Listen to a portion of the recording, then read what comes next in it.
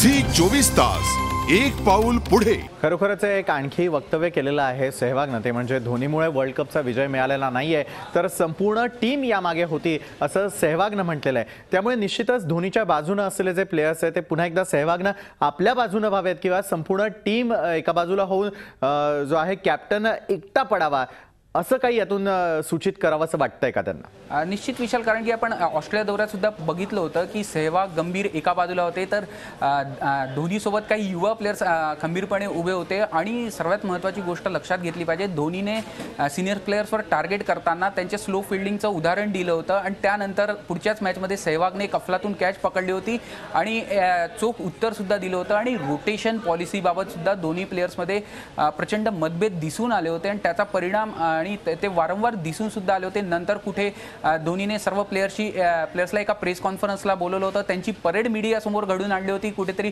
टीममध्ये सगळं काही सुरळीत असल्याचा दाखवण्याचा प्रयत्न केला होता। पण तेव्हाही तो वाद शमलेला नव्हता, आताही तो शमलेला नाहीये। किंबहुना हा वाद अजून चिघळत चालल्याचं चित्र दिसतंय आणि त्याचा परिणाम कुठेतरी T20 वर्ल्ड कपमध्ये भारतीय टीमच्या परफॉर्मन्सवर व्हायला नको याचीच भीती सर्व चाहत्यांना वाटते। खरोखरच अमर, या संदर्भात आपण आणखी चर्चा करणार आहोतच, मात्र जिथून या वादाला पुन्हा एकदा सुरुवात झाली, सहवाग नेमकं काय बोललेला होता ते पुन्हा एकदा पाहूयात। हम लोगों की टीम जो बिल्ड कर रहे थे, जो टीम थी वो बहुत स्ट्रांग टीम थी हमारी, जिसकी वजह से उनकी कैप्टनसी में हम लोगों ने 2 T20 वर्ल्ड कप जीते। एक T20 वर्ल्ड कप जीता और एक 2011 में 50 ओवर वर्ल्ड कप जीता।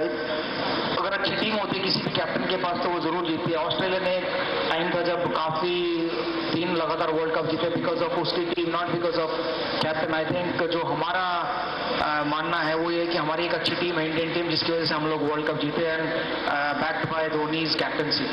सहवागचं इतकंच म्हणणं आहे की अशा प्रकारची टीम जर कुठल्याही कॅप्टनला दिलेली असती तर निश्चितच विजय झालेला असता। मात्र हा जो वाद आहे शमण्याची चिन्ह दिसत नाहीये, याचा फायदा इतर टीम्सना होईल असं वाटतं।